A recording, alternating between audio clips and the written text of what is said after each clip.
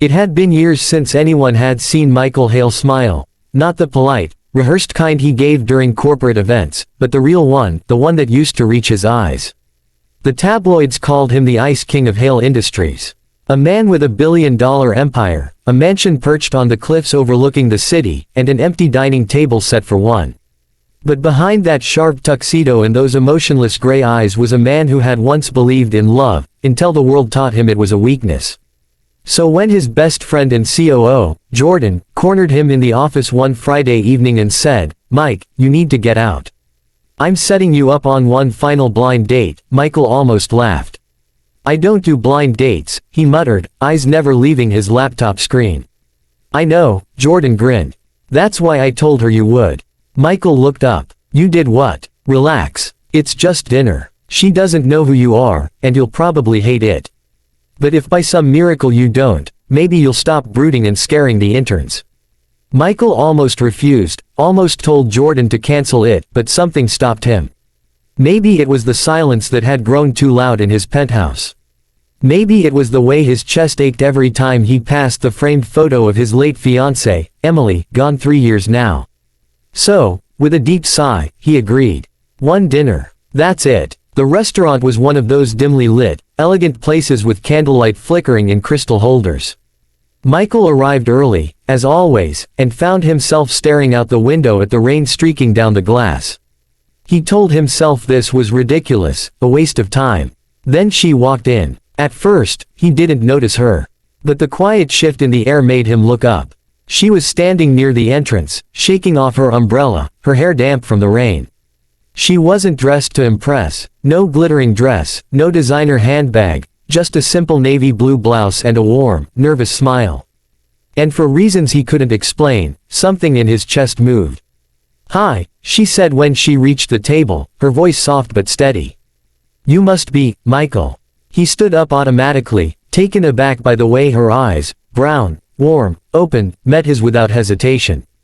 "That's me. And you're Lila." She smiled again. "Sorry, I'm a little late. The bus, well, it broke down halfway here." "The bus," he repeated, almost disbelieving. "Yeah, long story." She laughed lightly, and he found himself smiling, actually smiling, for the first time in months. Dinner started awkwardly. Michael was used to board meetings, not small talk. But Lila was different. She wasn't trying to impress him. She talked about her students. She was a kindergarten teacher, about how the kids made her laugh, how exhausting but rewarding her days were. When she asked him what he did, he hesitated.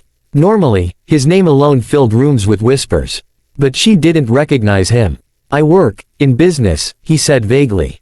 She tilted her head. "That sounds vague enough to be suspicious." He chuckled. "Let's just say I'm good with numbers." They talked for hours. About favorite books, about the meaning of home, about the small joys that made life worth living. Lila was open, honest, curious, everything his world had stopped being. When the waiter came with the check, Michael instinctively reached for it, but she stopped him. "Let's split it," she said. He frowned. "That's not necessary." "Maybe not," she said gently. "But fair." He watched her hand over her half, tucking a few crumpled bills into the folder. No one had ever done that with him before. It was refreshing. He told himself it was just one dinner. But when he got home, the silence felt heavier than usual. So when Lila texted him later, "Thanks for the evening. I had fun," he found himself typing back, "So did I." Then another message followed. "Maybe next time, I'll pick the place. You seem like the kind who needs more fun." He laughed out loud. "You have no idea," he replied. Over the next few weeks, next time, became a ritual. Coffee after work, walks in the park, picnics by the lake. For the first time in years, Michael felt alive, not as the billionaire CEO, but as a man rediscovering what it meant to feel. Lila never asked about his money, his company, his cars. She liked him for who he was, not what he owned. And that terrified him, because he knew, sooner or later, the truth would come out. One Saturday afternoon, they went to a small art fair downtown. Lila stopped at a booth where a child was painting hearts on canvas. "Love is messy," the child said solemnly when Lila admired it. "But it's still beautiful." Michael watched her by the painting, and something inside him cracked. He wanted to tell her everything, who he was, what he'd lost, how scared he was to fall again. But fear held his tongue. That night, his company appeared in the news again, a headline about Hale Industries donating millions to rebuild a local orphanage. The next morning, when he went to meet Lila for breakfast, her smile was a little tight. "You're Michael Hale," she said quietly as he sat down. He froze. "You saw the article." "I did," she said. "And I recognized you. The Ice King himself." "Lila, I can explain." "Why didn't you tell me?" He hesitated. "Because I didn't want this," he gestured between them, "to be about that." Her voice softened. "You think I care about your money?" "No. But people always do, eventually." "I'm not people, Michael." The silence that followed was heavy, raw. "I just wish you'd trusted me enough to be honest," she whispered. For days, she didn't answer his calls. Michael buried himself in work, but nothing filled the void she left behind. He realized something brutal. He'd been afraid of losing her, but in trying to protect himself, he had lost her anyway. So, he did something uncharacteristic. He left the office early. It was raining again when he found her, standing outside the same little school where she taught, helping a child zip up his coat. "Lila," he called out. She looked up, surprised. "Michael." He walked toward her, rain soaking his expensive suit, not caring. "I should have told you. You deserved that. I was afraid, not of you, but of what you made me feel." She folded her arms, watching him carefully. "I've spent years thinking love was weakness," he said. "That caring made me vulnerable. But then you showed up, with your messy bus rides and your coffee stains and your big heart, and suddenly I wanted to be vulnerable again." Her eyes softened, tears mixing with the rain. "I don't need your money, Michael," she said quietly. "I just needed your truth." He stepped closer, his voice breaking. "Then here it is, the truth. I love you. And if you can forgive me, I want to spend whatever time I have left proving it."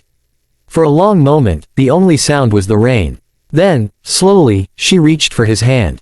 "Then start by walking me home," she whispered. They didn't fall into a fairy tale overnight.